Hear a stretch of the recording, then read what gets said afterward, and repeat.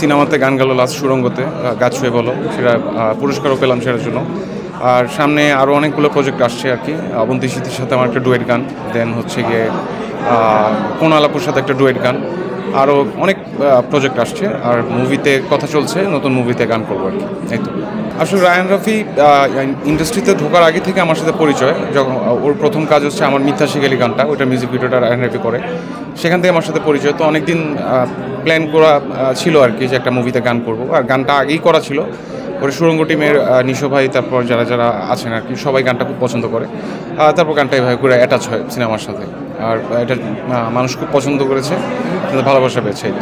Walton fridge কিনে অনেকের মতো আপনিও হয়ে যেতে পারেন মিলেনিয়াল, সেরা পণ্যের সেরা অফার। অ্যাকচুয়ালি রিমিক্স গান, মেইন যে গানটা ওইটাই কিন্তু মেইনই থাকে, আর রিমিক্সটা রিমিক্সে হয়। তো আমি নিজেও রিমিক্স গান খুব একটা করি নাই এই পর্যন্ত আর কি। তো আমি চাই মৌলিক গান আরও আসুক, তাহলে নতুন কিছু মানুষ পাবে, নতুন স্বাদ টেস্ট পাবে। এই তো আসলে আমি তো সিডি যুগের আর্টিস্ট, সিডি দিয়ে আমার ক্যারিয়ার শুরু।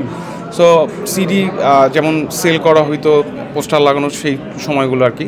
তো এখন ব্যাপারটা হয়ে গেছে ভাইরাল, আর কিছুদিন আগে ছিল ভিউ। ঠিক আছে, এটা ট্রেন্ড এভাবেই চলবে আর কি। এটা এখন মানে এটা সময়ের সাথে সাথে তো আমাদের তাল মিলাতে হবে। এই যদি ভালো কাজ করে, যদি ওরকম ট্যালেন্ট হয়, অবশ্যই সেটা অ্যাপ্রিসিয়েট করি।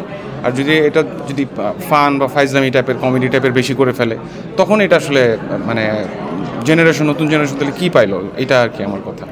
মেঘমিলন গানটা তো সেই 2011 সালে রিলিজ, সেটা এখনও মানুষ বৃষ্টি হলেই স্ট্যাটাস দেয় বা শেয়ার দেয়। এটা তো অবশ্যই একটা পাওয়া, এভারগ্রিন একটা গান। এটা একটা মানুষ খুব মানে সবাই খুব পছন্দ করে এখনও। এটা একটা শিল্পীর জন্য অনেক বড় প্রাপ্তি আর কি, আমি বলবো সেটা।